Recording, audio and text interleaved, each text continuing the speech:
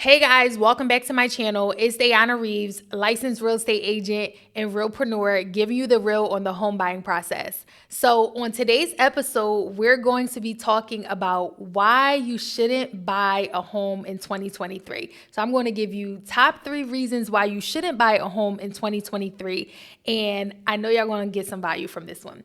So, the first one is if you already own a home with a lower interest rate. Right? If you already own a home with a lower interest rate, it may not make sense to buy in 2023 because if you've been following the news, if you've been following real estate news, you should probably know that the interest rates are a little higher right now, right? So, for example, interest rates right now are floating anywhere between 5.5% to 6%, maybe a little over 6%, just depending on your credit score, right? And depending on if the Fed raises the interest rate when they feel like it, right? So, if your interest rate is lower than 5%, if it's a 4%, a 3%, or even if you benefited from the pandemic era where you could have refinanced or you could have bought a house at 2.5%, right? If you own a house with the low interest rate in the 2s, 3s, even 4s, it may not make sense to buy a new home right now because you are going to be paying a little bit of a higher interest rate. So if you can stick it out in your home that you're in now until interest rates fall, then that may be your best bet. The second reason why you shouldn't buy a home in 2023 is if you don't have money saved for your down payment, right? So this is not the market to be trying to go into buying a home if you don't have savings. One of the reasons why you need to have savings, not only to close on your home, but you can buy down your interest rate. So if you have a certain amount of money saved, you could use some of that money to buy down your interest rate to get the home that you like. So if your interest rate was 5.5% and you bought it down 1%, you could now have a home at 4.5%. Right? So money talks when it comes to getting deals done. So the more you have tucked away in savings, the more you'll be allowed to kind of utilize as leverage in the event that you wanted to buy down your interest rate, which I totally recommend if you can afford to do that.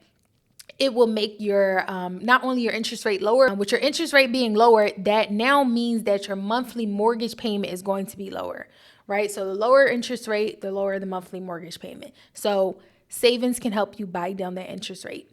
And then the third reason I don't recommend buying in 2023 is if you already either you live at home with your parents or if you have a stable living environment where maybe you're not paying that much money to stay there, or maybe you're living somewhere for free, right? Maybe you're taking advantage of living somewhere for free. I would say, listen, use this time to prepare for homeownership so that you can buy when the rates fall a little bit more within the next 1 to 2 years, right? We don't have a crystal ball as to when the interest rates are going to be lower, but sometime probably in the next year to 2, you should probably see interest rates fall, right? So what I say is use this time to make sure that your credit is right. If you need to build your credit, work on building your credit.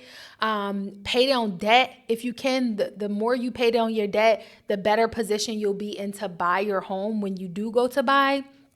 And then last but not least, use this money to save, right? You're going to need savings, as I alluded to in the last point. You're going to need savings when you're going up to buy your home. So use this time to really stack your money and save, and just get yourself a licensed realtor to start creating a plan, right? Because even though you may be living at home and you're working on saving and preparing for homeownership, you don't really know how to prepare unless you talk to the professionals that can help you, right? So reach out to a real estate agent that can help you in your area so that you know how to position yourself and properly prepare yourself for when you want to make the move when the interest rates drop.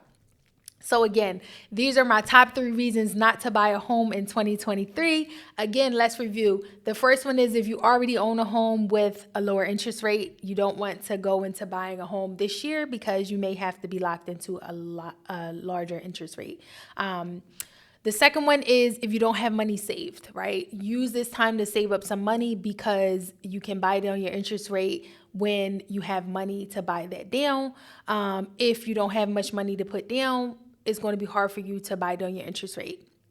And then last but not least, if you have a pretty good living situation, you set up nice and you live at home with your parents, or you live somewhere where you're paying like really cheap or living for free, I would personally just use this money to stack up, to prepare my credit, and to make sure that I'm in position to buy in the next year or two.